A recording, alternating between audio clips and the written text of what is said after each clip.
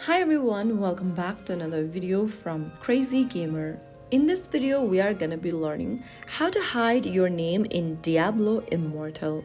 If you're looking to enhance your gaming experience by hiding your character's name in Diablo Immortal, here's a straightforward guide to help you out.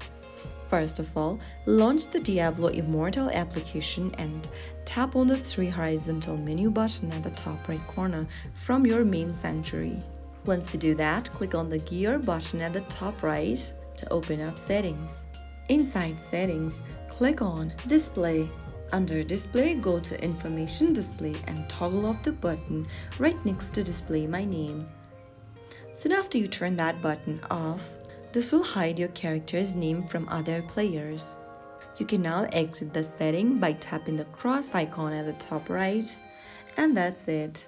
Your name now will be hidden on Diablo Immortal. If you found the video helpful, don't forget to like, share, and subscribe to the channel.